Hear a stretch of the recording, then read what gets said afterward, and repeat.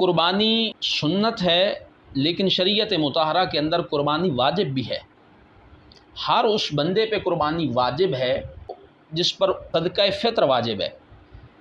اس کی تفصیل یہ ہے کہ ہر عاقل بالغ آزاد مسلمان پر قربانی فرض واجب ہے۔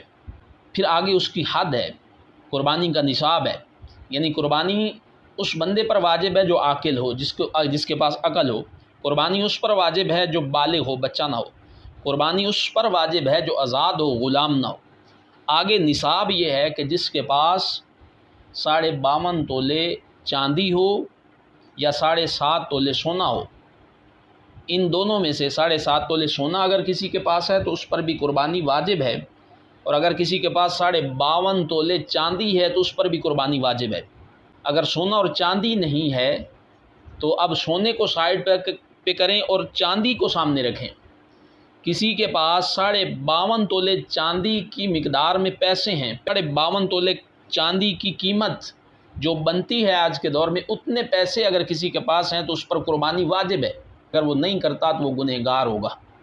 اور اسی طرح اگر پیسے نہیں ہیں، ضروریات اصلیہ سے زائد گھر کا سامان ہے، یعنی گھر میں فرنیچر ہے کبھی استعمال نہیں ہوا، ضروریات اصلیہ سے یہ مراد ہے۔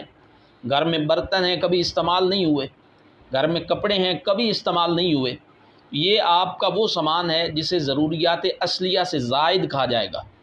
تو ان ساری چیزوں کو اکٹھا رکھ کے ان کی رقم نکالی جائے گی، ان کا مجموعہ نکالا جائے گا۔ اگر کسی ایک سے پورا ہوتا ہے تو فابہا، اگر نہ ان کو اکٹھا رکھ کے ان کی رقم نکالی جائے گی، اور یہ رقم اگر 52.5 تولے چاندی کی قیمت کے برابر یا اس سے زیادہ ہو جائے گا تو یہ بندہ بھی صاحب نصاب ہے۔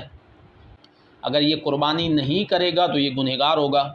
اسی طرح اگر کسی کے پاس دکان ہے، مکان ہے، اور وہ اس نے کرائے پہ دیا ہوا ہے، مکان دیا ہوا ہے یہ دکان، تو اس مکان کی مالیت اور اس دکان کی مالیت کا اندازہ لگایا جائے گا، قیمت لگائی جائے گی کہ دکان کتنے کی ہے اور اس کا مکان کتنے کا ہے، یا صرف اس کے پاس مکان ہے یا دکان ہے، دونوں میں سے کوئی ایک چیز ہے یا دونوں ہیں، تو الگ الگ قیمت لگائی جائے گی، قیمت نکالی جائے گی۔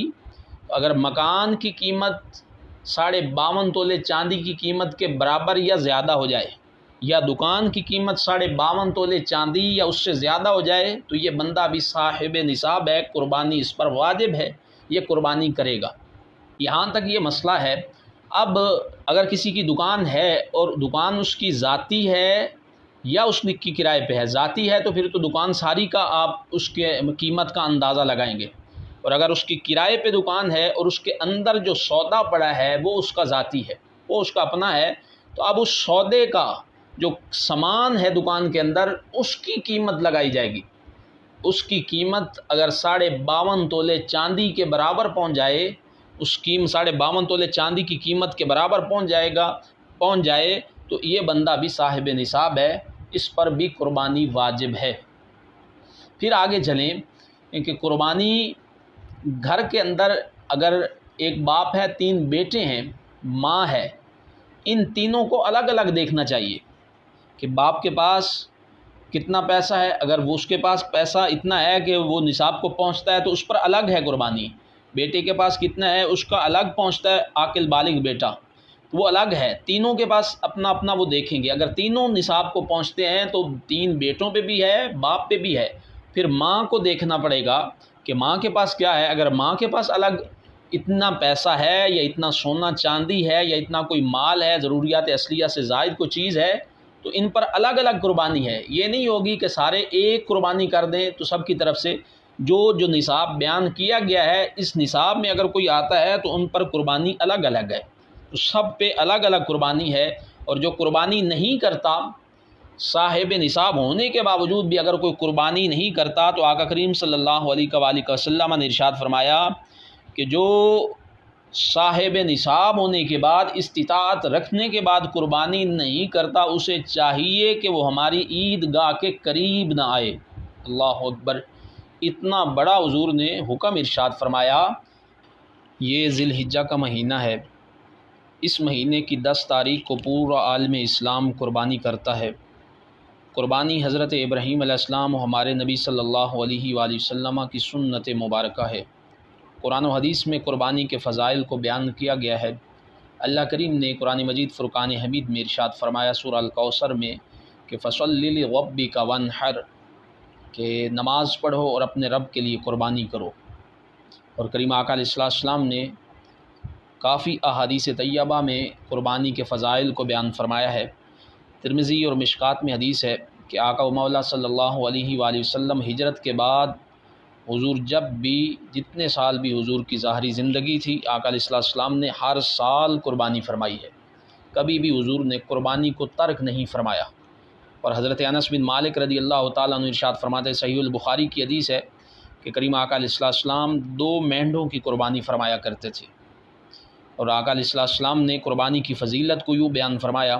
حضرت زید بن ارقم رضی اللہ تعالیٰ عنہ ارشاد فرماتے ہیں کہ صحابہ اکرام رضوان اللہ تعالیٰ علیہ مجمعین نے پوچھا، یا رسول اللہ صلی اللہ علیہ وآلہ وسلم، حضور قربانی کیا ہے؟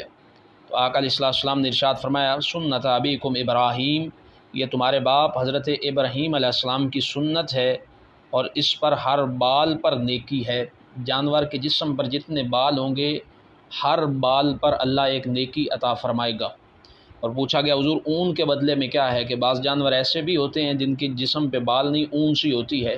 تو کریم آقا علیہ السلام نے ارشاد فرمایا، اون کے بدلے میں بھی اللہ اسے نیکی عطا فرماتا ہے صاحب قربانی کو۔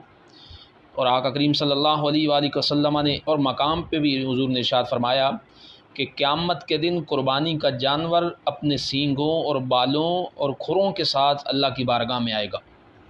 المعجم الکبیر میں حدیث ہے، حضور نے ارشاد فرمایا، خوش دلی سے قربانی کرو۔ جو خوش دلی کے ساتھ قربانی کرے گا، قربانی اس بندے کے لیے جہنم کے درمیان حجاب ہو جائے گی، کہ اس بندے کو جہنم میں نہیں جانے دے گی، پردہ بن جائے گی۔ یہ اسی طرح بہقی میں حضرت سیدہ فاطمۃ الزہرا حضرت خاتون جنت رضی اللہ تعالی عنہا، آپ کو کریم آقا علیہ السلام نے ارشاد فرمایا، بیٹی جب تمہارا قربانی کا جانور ذبح ہونے لگے تو تم پاس کھڑے ہونا، کیونکہ جب قربانی کے جانور کا ایک قطرہ خون کا پہلا قطرہ زمین پہ گرتا ہے تو جس کی وہ قربانی ہوتی ہے اللہ اس کے پچھلے سارے گناہ معاف فرما دیتا ہے۔ حضرت جابر رضی اللہ تعالیٰ عنہ ارشاد فرماتے ہیں، ایک دفعہ عید الاضحیٰ کے دن میں حضور نبی رحمت صلی اللہ علیہ وآلہ وسلم کے ساتھ تھا، تو کریم آقا علیہ السلام نے حضور نے ایک مینڈا ذبح کیا، اور حضور نے ارشاد فرمایا، یا اللہ یہ میری امت کی طرف سے قربانی ہے، میری امت کے بھی جو غریب لوگ ہیں ان کی طرف سے جو قربانی نہیں کر سکتے۔ تو اللہ کے محبوب صلی اللہ علیہ وآلہ وسلم نے قربانی نہ کرنے والے غریبوں کو بھی قربانی میں شامل فرمایا۔ تو کتنے خوش نصیب ہیں غریب کہ آقا کریم صلی اللہ علیہ وآلہ وسلم نے جو قربانی نہیں کر سکتے حضور نے ان کی طرف سے بھی قربانی فرمائی۔ حضرت مولا کائنات حضرت علی شیر خدا کرم اللہ وجہہ الکریم کے بارے میں آتا ہے کہ آپ ہر سال 2 مینڈوں کی قربانی فرماتے تھے۔ تو مولا کائنات حضرت علی شیر خدا کرم اللہ وجہہ الکریم سے پوچھا گیا کہ اے علی آپ 2 مینڈوں کی قربانی کیوں کرتے ہیں؟ تو مولا کائنات رضی اللہ تعالیٰ عنہ فرمانے لگے کہ مجھے حضور نے حکم ارشاد فرمایا تھا کہ علی میرے بعد 2 مینڈوں کی قربانی کرنا، ایک اپنی طرف سے ایک میری طرف سے۔ محدثین فرماتے ہیں کہ قربانی کا جانور اپنے قربانی کرنے والے کے لیے پل صراط کی سواری کے طور پہ کام آئے گا۔